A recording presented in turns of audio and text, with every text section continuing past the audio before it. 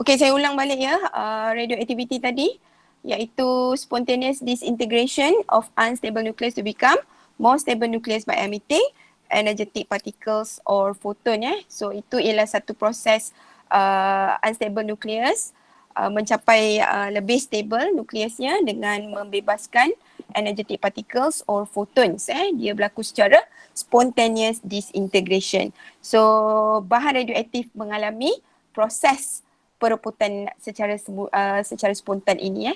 Okey, kemudian tadi saya dah tunjukkan bagaimana prosesnya berlaku di mana unstable nucleus disintegrate menjadi more stable nucleus by emitting energetic particle, photons or radiation.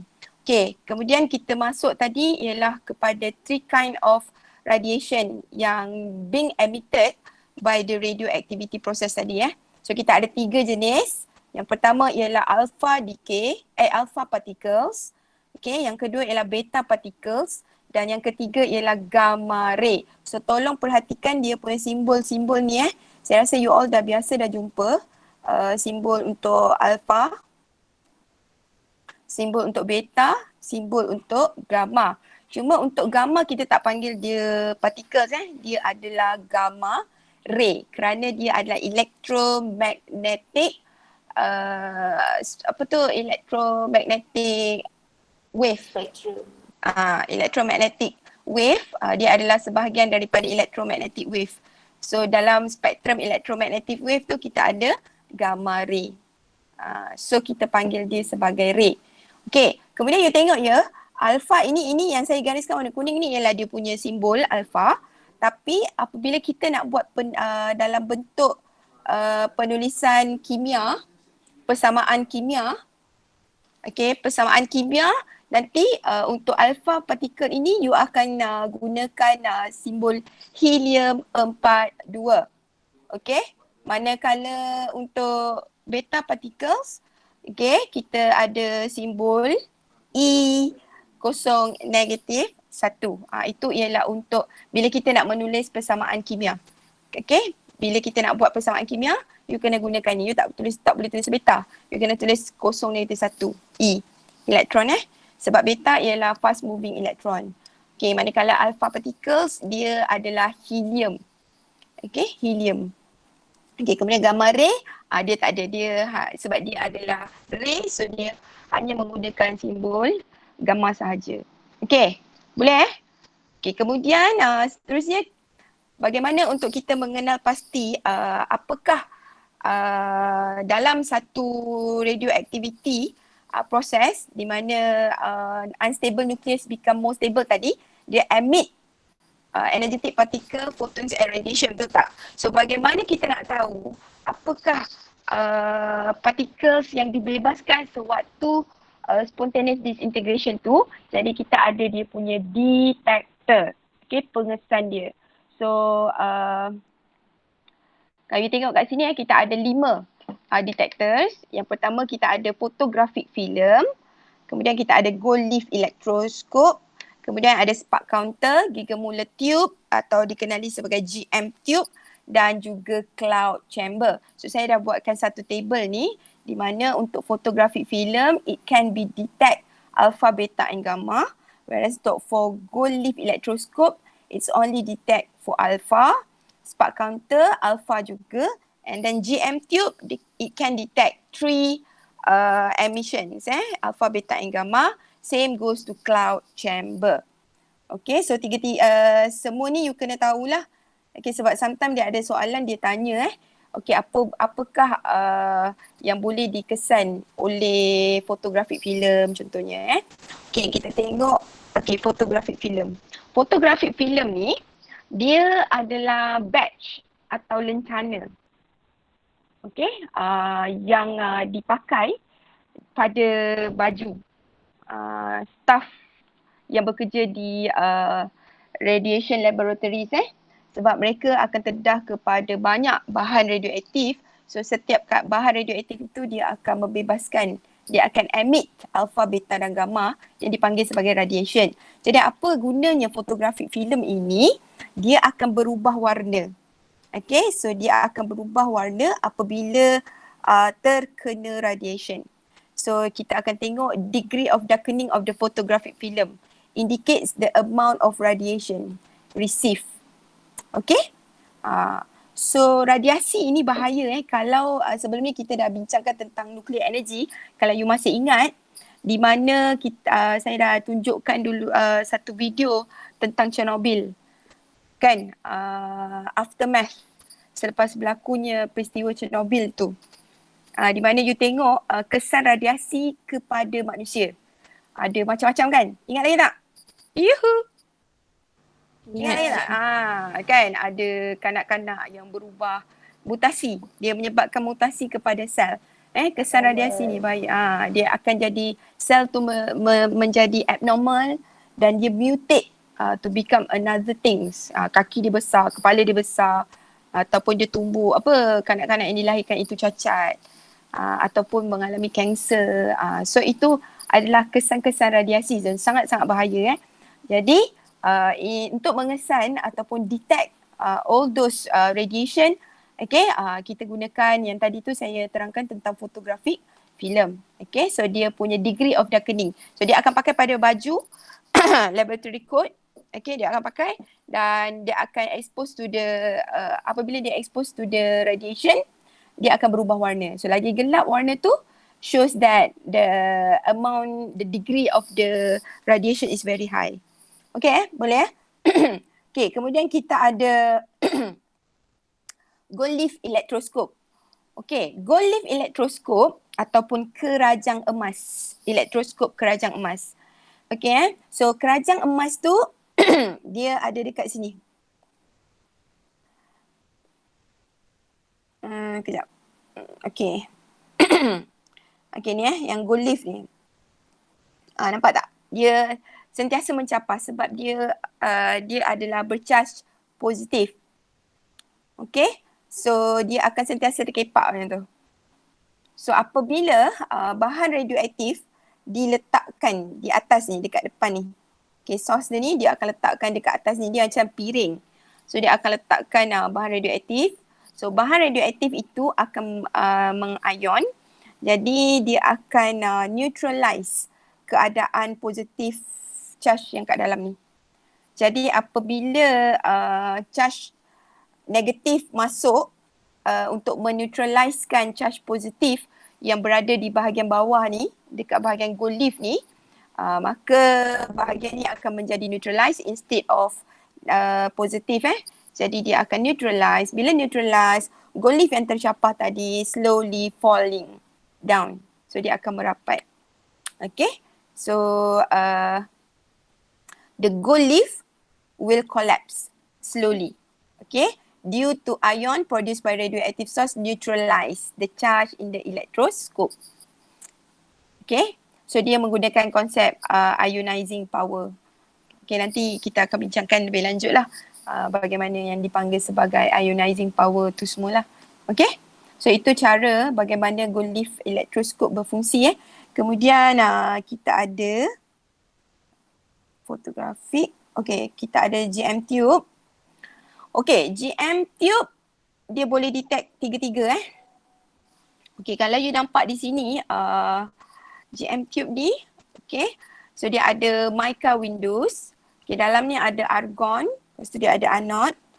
So bahan radioaktif tu akan masuk melalui mica windows ni. So radioactive material akan masuk ke dalam ni. Dan ionize the argon gas dekat dalam ni. So dia akan mengion. Mengion ni maksudnya dia akan terpecah kepada charge positif dan charge negatif. Jadi apabila berlaku pengionan, pengionan itu akan menghasilkan denyutan elektrik, a pulse current. Dia menghasilkan a pulse current. So denyutan elektrik, yang dikesan oleh rate meter. Jadi rate meter itu akan memberikan bacaan. So cumanya untuk yang you perlu tahu tentang GM tube ini, GM tube ni dia punya bacaan rate meter dia atau bacaan counter dia tu tidak akan dapat bacaan kosong. Dia tak akan dapat bacaan kosong. Rate meter dia tu walaupun kita tak letak sumber radioaktif dekat depan ni, bacaan dia tidak mungkin menjadi kosong. Okey, kerana apa? Bahan radioaktif ni, radiasi ni sentiasa wujud dalam kita punya surrounding. Okey, di mana contohnya kalau dalam persekitaran kita ni, tanah juga menghasilkan sedikit bahan radiasi. Dia akan membebaskan sedikit radiasi. Sama juga dengan cosmic ray yang datang daripada matahari juga menghasilkan radiasi. So bila kita letakkan giga mula, so giga mula itu akan memberi sedikit bacaan. So bacaan itu kita panggil sebagai background reading. Okay, so background reading produced by radioactive material from earth and surrounding such as stone, sand, soil, okay, and from the cosmic rays. Jadi, you akan dapat bacaan background reading lah. So, bila you letakkan bahan radioaktif, rate meter akan memberikan bacaan. Jadi, bacaan itu bukan bacaan radiasi sebenar sebab dia dah bercampur dengan background reading. Jadi, untuk mengira actual readingnya, bacaan yang diberi tadi, you kena tolakkan dengan background reading dia. Faham tak? Maksudnya, sebelum you letakkan bahan radioaktif, you kena tengok dulu pada dia punya rate meter, berapa nilai dia. Itu adalah bacaan background reading dia. Kemudian bila you dah letakkan bahan radioaktif, so dia akan memberikan bacaan. So bacaan itu you kena tolakkan dengan background reading. Baru you dapat bacaan sebenar radiasi tersebut. Okay, so GM tube dia boleh detect ke tiga alpha, beta and gamma rays. Okay, boleh? Senyap ni semua. Yuhu. Boleh teacher. Okay, very good. Okay, so apa lagi yang saya belum terang tadi? Okay, spark counter. Okay, spark counter Spark counter ni apabila kita letakkan bahan radioaktif dekat spark counter ni, okay. Right, the spark akan menghasilkan spark. Dia ada cerit-cerit bunyi macam ada apa tu, spark lah. You tahu kan spark kan? Sparkling. Okay, so when the radioactive is bored near the spark counter, the spark are formed. Okay, the spark are formed. So the radioactive ray will ionize the air molecule. So the spark are formed due to collision between the ion and the air molecules. Okay, so dia akan menghasilkan spark. Okay, kenapa berlakunya spark? Kerana apabila bahan radioaktif tu diletakkan pada piring tu, okay, udara di persekitaran akan mula mengayon. Jadi apabila pengionan udara berlaku, so dia akan berlaku pelanggaran antara ion dengan molekul udara. Jadi pelanggaran itu akan menghasilkan spark. Okay, so spark counter dia detect alpha particle. Okay, kerana alpha particle mempunyai high ionization power. Okay, high ionization power ni maknanya kuasa untuk dia menjadikan bahan itu mengayon.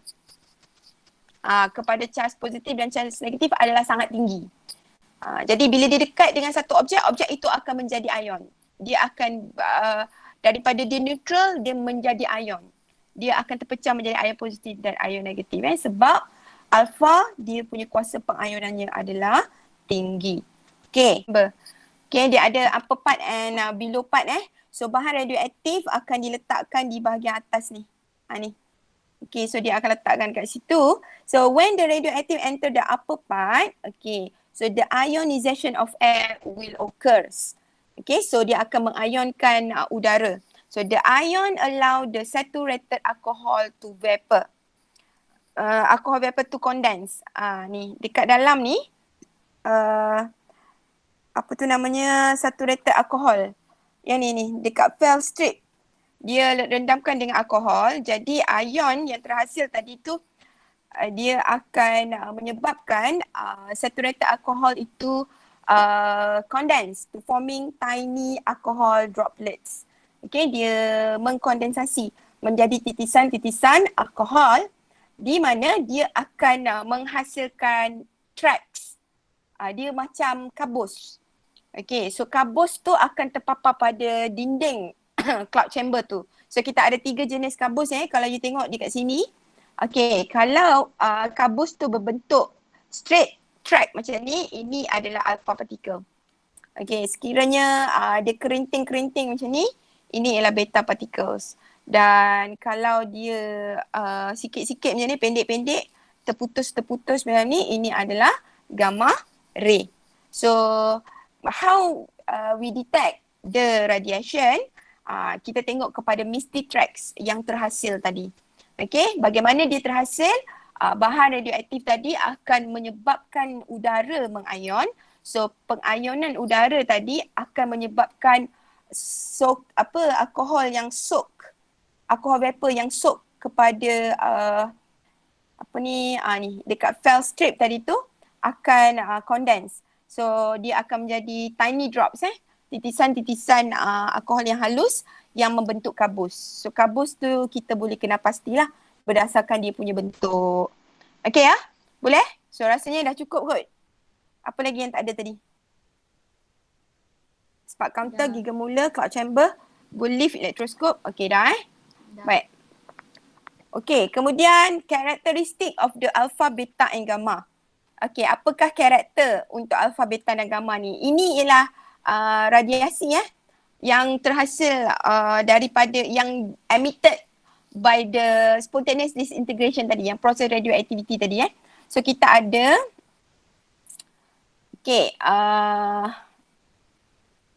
kita ada alpha, beta dan gamma. So you tengok di sini natural characteristic untuk alpha dia adalah alpha merupakan helium nucleus.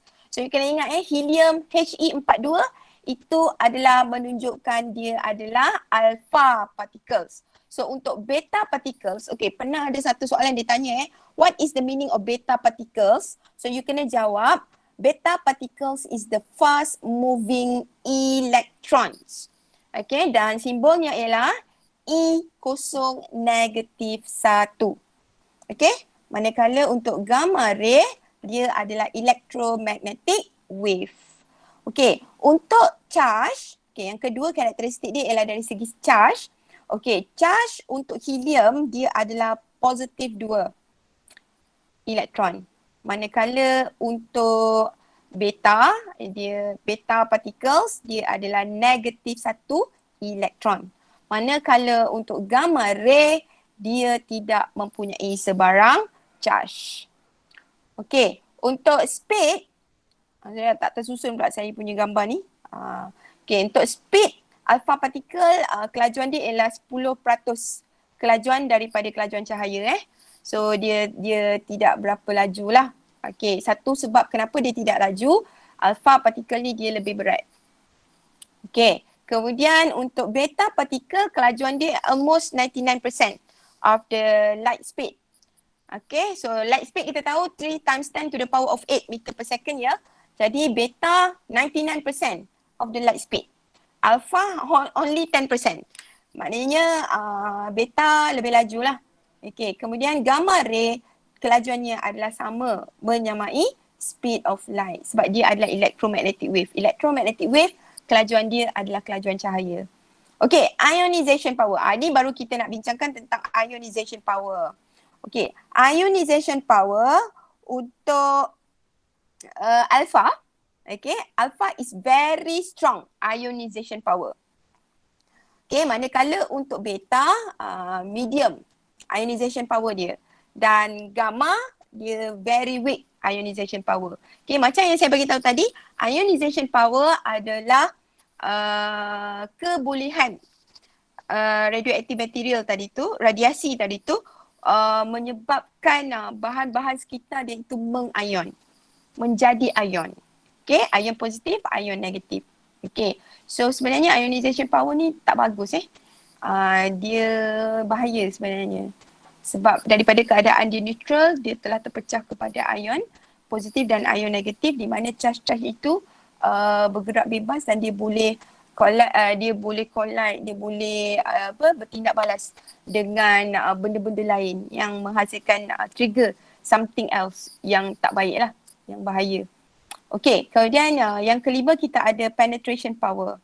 Okay, penetration power ni dia berbeza. Dia opposite dengan ionization power. Di mana kalau ionization powernya tinggi, maka penetration power dia adalah very weak.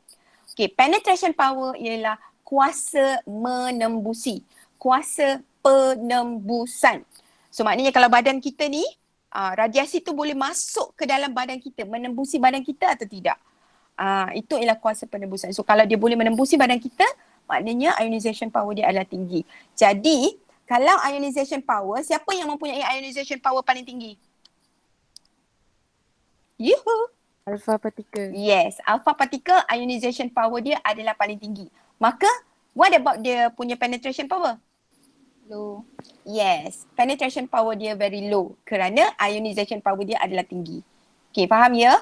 Jadi penetration power yang paling low adalah alpha particles. Okay, kemudian beta particles dia medium, average. Okay, kuasa penembusan dia adalah average. Tetapi untuk gamma ray, penetration power dia are very strong. Okay, sangat-sangat kuat. Sebab ionization power dia adalah very weak.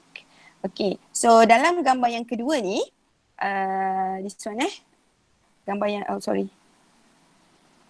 gambar yang kedua ni, okay, yang ini, okay, ini menunjukkan bagaimana penembusan berlaku kepada alpha, beta dan gamma. Kalau you tengok alpha particle, dia melalui sehelai kertas, dia dah sangkut dah. Sebab kuasa penembusan dia adalah very low, very weak. Maksudnya kita letak sekeping kertas je, dia dah tak boleh lalu dah untuk alpha particle. Okay, beta particle, dia boleh lalu kertas tetapi dia can be blocked using aluminium. Okay, kita pakai a few millimeter of aluminium, beta particles dia tak boleh tembus. But for gamma rays, okay, dia boleh masuk paper, dia boleh masuk aluminium. Cara untuk menghentikan penembusan gamma ray ialah dengan menggunakan lead atau concrete wall yang tebal. Okay, lead ni apa lead? Lead apa? Lead bahasa Melayu apa? Anyone? Plumbum kan? Plumbum kan? Plumbum. Okay, a few centimeter of plumbum.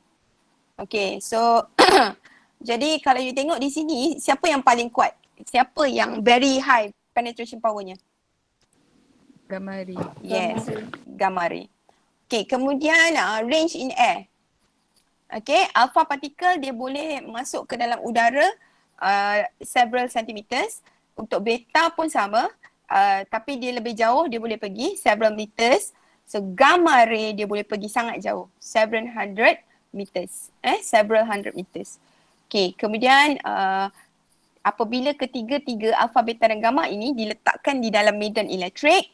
Okay, so apa yang berlaku agaknya? Kalau kita letakkan dalam medan elektrik tu kita ada plate positif dan plate negatif. Ni. Dalam medan elektrik. Okay. So plate positif dan plate negatif, apabila kita letakkan alpha, beta dan gamma, apa berlaku? Kalau you tengok dekat sini. Alpha particle ni dia terpesong ke arah mana? Yuhu. Kenapa? Why? It deflects towards negative plates. Sebab ada positive charge. Yes, alpha particles is positive charge. Jadi dia akan attract towards negative charge. Okay, kemudian you tengok pada beta particles pula. Okay, beta particles dia akan deflect towards positive plate. Why? Yes, because beta Negative charge. Yes, because beta particles has negatively charged. Okay, now why gamma ray does not deflect at all? Neutral. Gamma ray does not have charge. Yes, because gamma ray is neutral. So it has no charge. So dia not deflect at all in electric in electrical field. Okay ya? Boleh? Boleh ya? Yuhu. Boleh teacher. Okay. Boleh teacher. Okay, so satu lagi dalam medan magnet. Okay, effect in effect in magnetic field. Okay, dalam medan magnet. Okay, apa yang berlaku apabila ketiga-tiganya diletakkan dalam medan magnet? Okay, kalau you tengok pada gambar rajah ni, okay, gambar rajah yang ni okay, so you nampak simbol magnetic field yang pangkah ni, okay, yang pangkah-pangkah ni, okay, menunjukkan medan magnet dia adalah masuk ke dalam. So ni sebenarnya kita pakai left hand Fleming's rule. Ini you belajar nanti dalam elektromagnet sebenarnya. Sebab kita tak belajar lagi left hand Fleming rule. Okay, so boleh tak you keluarkan jari you? Ibu jari, jari telunjuk dan middle fingers. So you letakkan macam mana saya nak tunjuk dia 90 degrees of each other. Okay, so labelkan untuk jari kiri tu Yang tu nantilah saya cover balik sebab kita sepatutnya ajar elektromagnet dulu jadi tak belajar lagi. Jadi kalau you gunakan left hand Fleming's rule tu memang kita boleh nampak siapa yang terpesong ke kiri, siapa pesong ke kanan dan siapa yang tidak terpesong Okay. So kalau you tengok di sini beta particles dia akan terpesong ke kanan. Okay, alpha particle terpesong ke kiri. Yang ini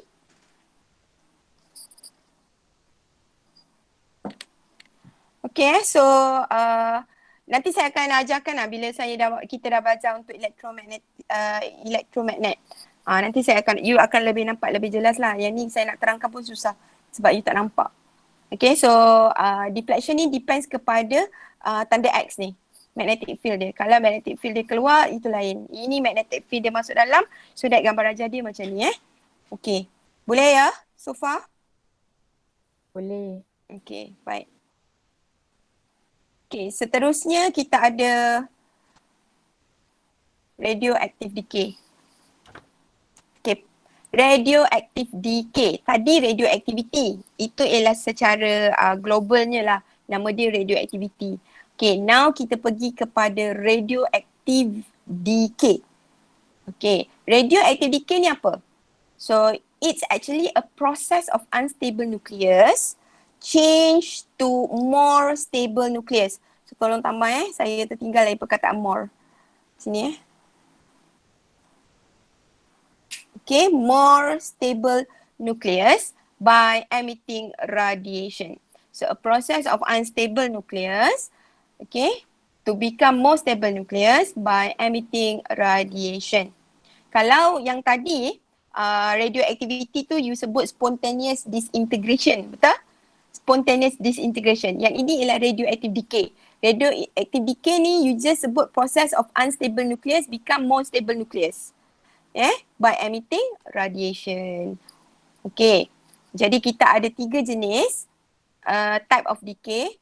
Okay, yang pertama kita ada alpha decay, yang kedua kita ada beta decay dan yang ketiga kita ada gamma decay. Okay, baik. So perebutan alpha Okay, so ini ialah persamaan untuk alpha decay di mana yang pertama tu dia bagi parents nuclide. Okay, ini contohnya ialah ni.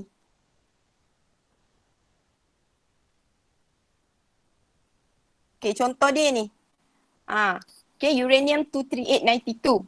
Alright. Dia akan menjadi, dia sekarang ni, uranium ni dia tidak stabil.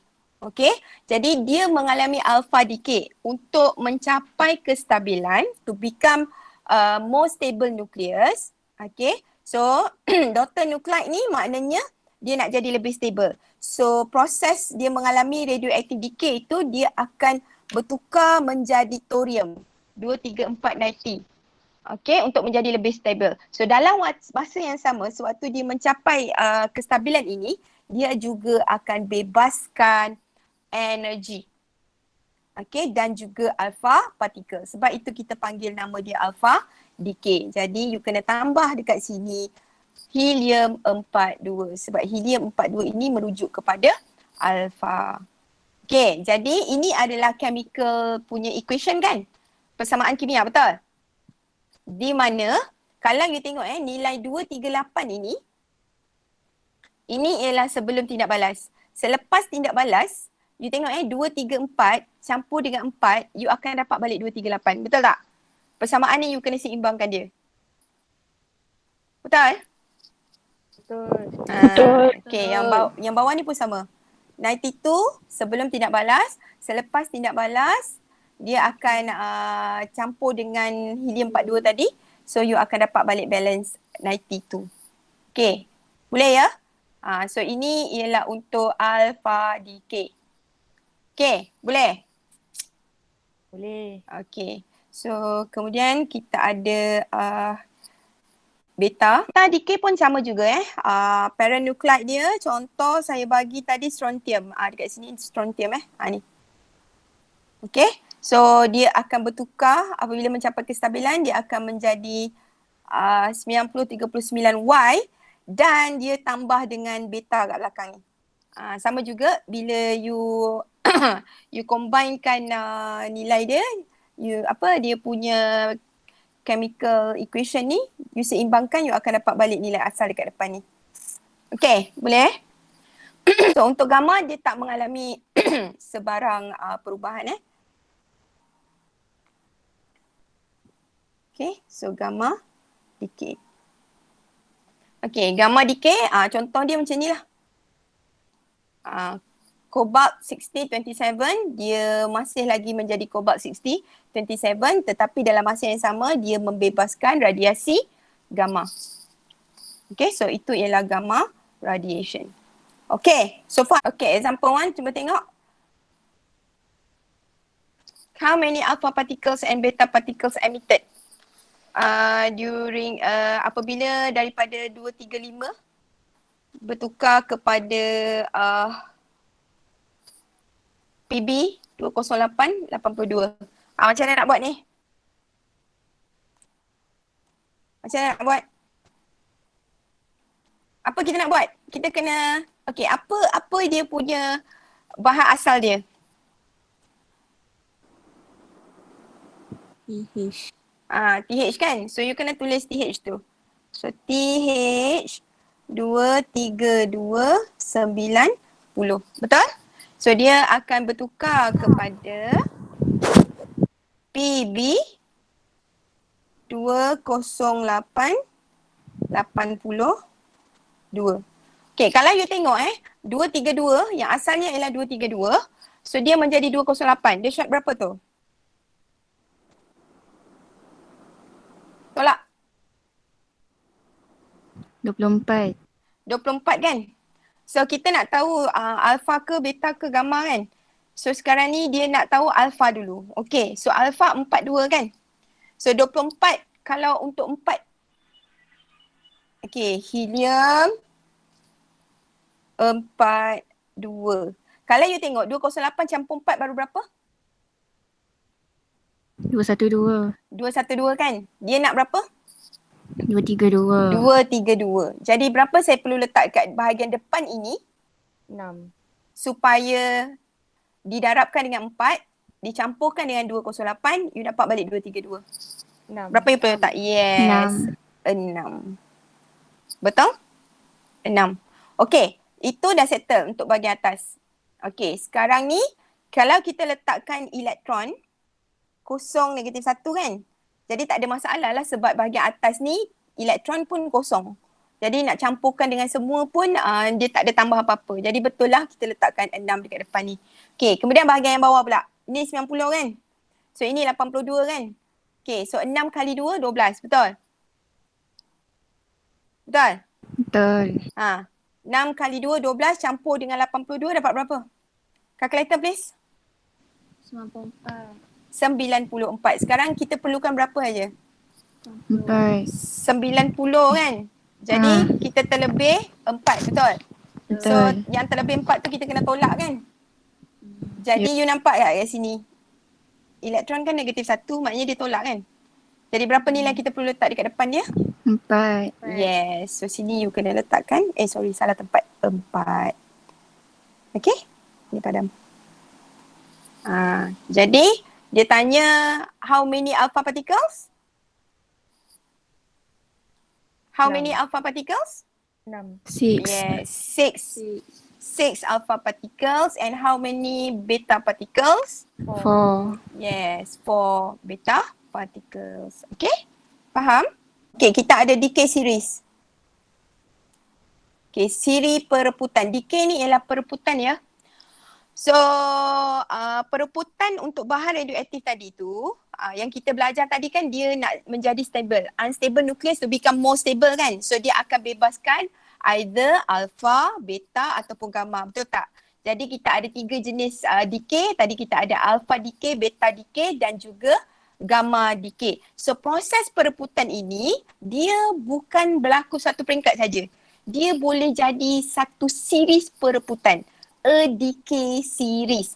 Okay. So contoh uranium ni. Uranium 238 ni. Dia 92 dia hilang. Okay, uranium 238 ni. Okay, dia akan mengalami pereputan. Menjadi thorium 234. Ni. Nampak tak? Ini ialah satu series pereputan. A series of decay of uranium 238-92. Selagi dia tidak stabil. Okay, bahan radioaktif tu, dia punya nukleus tu tidak stabil. Jadi setiap kali dia nak mencapai kestabilan, dia akan mengalami decay. So setiap kali dia decay, dia akan membebaskan radiation, either alpha, beta atau gamma. Okay, jadi benda tu akan sentiasa berlaku. So dia akan sentiasa mereput untuk mencapai kestabilan dia. So ini kita panggil sebagai radioactive decay series. Selagi dia tidak stabil, selagi tu dia akan mencapai kestabilan. So dia keep on going the decay series. Okay ya, boleh So setiap kali dia cuba untuk mereput untuk mencapai nukleus yang stabil, dia akan bebaskan alpha, beta ataupun gamma. Okay boleh. Okay, so example 2. Okay, kalau you tengok dekat sini, a diagram shows part of the radioactive decay series. Okay, name the particle of the radioactive emitted at part 1, 2 and part 3. Macam mana nak buat soalan ni? You all ada kelas apa? Pukul 10.30 ada kelas ke? Tak ada. Tak ada? 11.30 ada. Pukul berapa? 11.30. Oh, okay. So kalau saya drag masa sikit boleh Boleh teacher. Okay. So untuk soalan yang kedua ni, name the particle of radiation emitted at part 1, part 2 and part 3. So you tengok yang asal ni. Okay, you tengok kat sini. Dia bagi number of neutron and number of proton. So dekat mana nak tulis number of proton dengan number of ni. Benda ni. So kalau saya tulis sini PO. PO ke? PO tu kan? Yang dekat atas tu ialah nuclear number. Jadi neutron campur proton kan?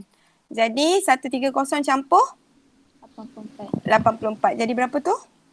214. Yes. Betul-betul. 214. Okay. So this one? This one berapa? 210. 210. Okay. Jadi 214 menjadi daripada 214 dia menjadi 210. So maknanya dia short berapa? 4 kan? 4. 4. Betul. So 84, 82? 2. Betul? Jadi ini ialah helium, betul? Betul tak? Betul. So ini ialah alpha lah. Berapa alpha dia pakai? Hanya 1 alpha. Faham tak? Faham? Ada sesiapa yang nak tanya? Dia sama macam persamaan ni. Yang kita belajar tadi. Kan? Dia bersama macam ni. So macam ni kan 232 thorium menjadi Pb208. So macam mana dia nak samakan balik, seimbangkan persamaan tu. So dia dapat alpha 6. Kan? So sama dengan soalan ni. Okey, dapat Baik, soalan seterusnya daripada 210 PB82 ni dia tukar kepada PO ni. Okey, so 126 campur 84 berapa? Tolong kira jap. 210. PO ni takkan 210. 126 campur 84. 210 Okay, teacher. 210. Okey, 210. Okey, yang ni 84. Okey, maknanya 210, 210 tak ada apa-apa perubahan kan? Kosong kan? Okey, kemudian 82, 84. 82 dia menjadi Tambah 84. Maknanya terlebih 2. 2. Maksudnya kena tolak kan? Betul tak? Betul. So, kita pakai beta lah. Betul? Negatif 1. Okey, berapa nak pakai? 2 beta. Yes, 2. Okay, so kita akan pakai 2. So, 2 beta particles. Okay, dan the last one, PB ni 82 campur 124 berapa? 206. Okay, 206. 206. 82. Okay, daripada 210 menjadi 206. 4. Yes, 4. Okay, kemudian 84 menjadi 82. 2. 2. Jadi berapa alfa? 1. 1 alfa. Okey, so jawapan dia 1 ialah 1 alfa. Yang kedua 2 Beta. 2 beta. Yang ketiga 1 alfa. yes 1 alfa. Okey, faham ya? Okey ya. So decay curve. So the number of atom, mass, activity or radioactive substance decreasing with time Jadi kita tahu bahawa unstable nucleus tu akan sentiasa bereput. Betul tak? Jadi katalah kita ada 10 gram unstable nucleus tu. So dia akan sentiasa cuba untuk capai kestabilan dia, jadi dia akan mereput. So bila dia mereput, sebahagian tu akan dah mereput. Tinggallah bahagian yang belum mereput. Jadi bahagian yang belum mereput tu adakah dia kurang daripada 10 gram atau lebih daripada 10 gram? Kalau nilai asal dia 10 gram. Kurang. So dia akan bilangan dia yang belum mereput tu akan jadi semakin sikit sebab sebahagiannya akan mereput. But cara dia untuk mencapai kestabilan nukleus dia ialah dengan mereput. Jadi daripada 10 gram tadi dia akan mereput. Katalah dia mereput 2 gram. Jadi baki yang belum mereput ialah 8 gram. So 8 gram tadi akan mereput lagi. 2 gram lagi mereput. Jadi tinggal 6 gram. Jadi dia akan sentiasa berkurang. Okay, so nampak tak decay curve ni? Dia akan jadi curve yang berkurang dengan masa. Okay, so kita boleh panggil dia sebagai mass of the radioactive material. Mass tu ialah jisim bahan yang tidak stabil tadi. Atau kita boleh gunakan number of atom dia. So number of atom dia juga akan berkurang. Kemudian activity dia. Aktiviti dia ialah berapa banyak yang dia hilang dalam masa per masa. Dia akan kirakan per masa tu aktiviti So aktiviti dia juga akan berkurang. Okay, boleh ya? Okay, now kita tengok kepada half life. So half life ialah masa, the time taken for the unstable nucleus become half from its original mass. Okay, kalau dekat sini dia bagi half-life of a radioactive material is the time taken for the half of the unstable atom to decay. So yang ini macam susah sikit you nak nampak dia punya definition tu. Jadi saya gunakan definition sebagai time taken for unstable nucleus become half. Okay, from its original mass. Okay, you pakai mass boleh, you pakai activity pun boleh. You pakai number of atom pun boleh. Okay, so maksudnya masa yang diambil untuk, sini bukan time taken for radioactive substance Sorry, dia bukannya unstable nucleus. Boleh juga nak tulis unstable nucleus. Tapi better kita pakai radioactive substance. Radioactive substance ni kita tahu bahan radioaktif dia memang unstable nucleus. So radioactive substance. Boleh nampak ke saya tulis Boleh. Okay. So time taken for radioactive substance become half from its original mass or activity or number of atom. Maknanya masa yang diambil untuk bahan radioaktif itu menjadi separuh daripada nilai jisim asal dia. Okay, kalau saya kata 10 gram nilai asal dia, untuk menjadi separuh berapa daripada 10 gram? 5 gram, 5. betul? Jadi untuk dia menjadi separuh daripada 10 gram iaitu 5 gram, masa tu berapa?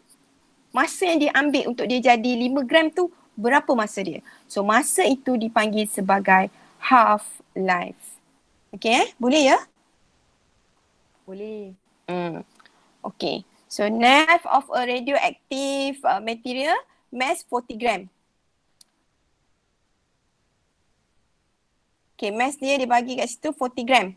Is 2 hours. Determine the mass of the radioactive material that has decayed and has not decayed after 6 hours. Okay, so untuk half-life, simbol untuk half-life ialah T half. Ini simbol untuk half-life Simbol dia ialah T half. Jadi sekarang ni dia bagi dekat sini 40 gram. So T half dia, half-life of a radioactive material of mass 40 gram is 2 hours. Maknanya T half dia berapa kat sini? Saya nak tulis. 2 hours. Maksudnya setiap kali dia menjadi separuh, masa yang diambil adalah 40 gram. Jadi sekarang kalau saya tulis dia 40 gram. Okay. Okay, kita buat anak panah macam ni Okay, so maknanya 40 gram dia menjadi separuh, dia jadi berapa? 20. Yes, 20 gram. So dekat tengah-tengah ini ialah T half dia kan? T half dia kat sini lah. Betul? 2 jam, betul? Betul. 2 jam. So dia nak berapa jam? 6. 6 jam. Maknanya dia akan mengalami lagi 2 jam kat sini. So dia jadi berapa? 10 gram. Betul? Betul. Okay. So baru berapa? 2 hours baru 4 jam. So dia kena lagi 2 jam kan kat sini kan? Betul tak? So 10 gram dia akan jadi berapa? 5. 5 gram. Faham tak? So 2 jam. So berapa kali T half dia alami? 3. Yes, 3 kali T half. Jadi dia nak tanya, okay, has decayed and has not decayed. So untuk 5 gram ini, dia dah mereput ke belum mereput ni? Belum. Yes, yang ini adalah yang belum mereput. So not decayed. So berapa yang dah mereput? 40 gram yang asal, baki cuma tinggal 5 gram. 35. Yes, yang telah mereput adalah 35 gram. Okay, faham tak? So decayed adalah berapa tadi? 35 grams. Faham ya? So kaedah ini nak melukis, nak tulis penyelesaian dia buat macam ni. Anak panah macam ni. Okay, so lagi satu. Ni dia bagi. Half-life of the sodium 24 is 16 hours. What is the time taken for the sodium to shrink from 0.64 to 0.04 gram? Macam ni. Dia bagi T half dia adalah berapa nilai T half dia? 16 hours. 16 hours kan? Okay. Boleh faham tak ni? Boleh. Okay, so T half dia bagi ialah 16 hours. Okay. Now dia kata what is the time taken for the sodium 24 to shrink? Daripada nilai asal 0.64 gram. Dia nak menjadi 0.04. Jadi kalau kita buat macam ni, dia menjadi separuh kan? 0.64 dia jadi separuh berapa? 0.3. Yes, 0.32. Dia nak 0.04 jadi belum lagi. So dia mereput lagi menjadi separuh. Berapa tu? 0.16. Yes, 0.16. Jadi lagi separuh berapa? 0.08. 0.08. Jadi lagi separuh? 0.04. Yes, barulah dapat 0.04. Jadi berapa kali tihaf? 1, 4. 2, 3, 4. Jadi 4 tihaf sama dengan 4 kali 16 jam. So, berapa tu? 4 kali 16? 64. Yes, 64 hours. Okay, faham ya? Ada soalan setakat ni? Ada apa-apa nak tanya? Ada apa-apa nak tanya tak? Untuk half-life. So half-life dia jadi separuh So kena buat macam tadilah. Boleh? Boleh. Okay, so the last one, example 5. Okay, ni dia bagi half-life decay curve. So dia bagi dekat sini, cuba baca soalannya. Radioactive shows the graph activity against time for the radioactive material. So based on the graph, determine the half-life of the radioactive material. Okay, macam mana nak tahu berapa dia punya nilai half-life dekat sini?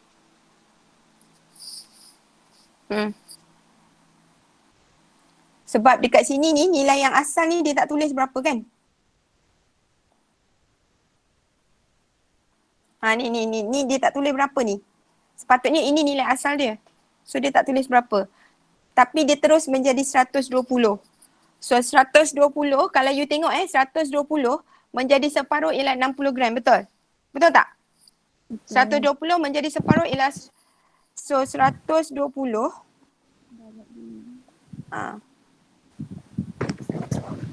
120 jadi 60. Berapa masa tu? 20 minit. 20 20 minit. 120, 60, 20 minit. Jadi dekat sini berapa ni? Kat atas ni? 240. So berapa minit?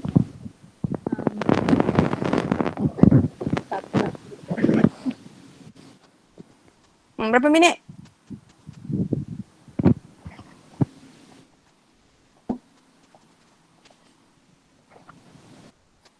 Berapa?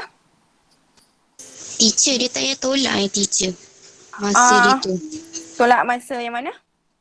70 minit tolak 20 tu tak payah. Oh, kejap. Jawapan dia 50 minit tau. Sebab dia bagi kat sini 60 minit 70 kan? Betul tak? Kena tolak Kalau tolak dapat 50 teacher.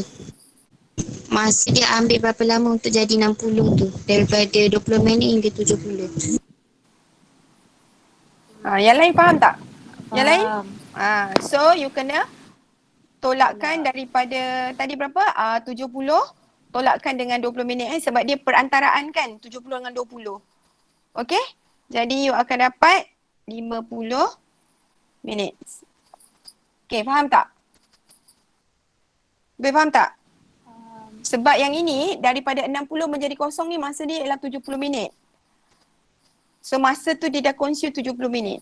Jadi 120 nak menjadi 60 dia makan 20 minit.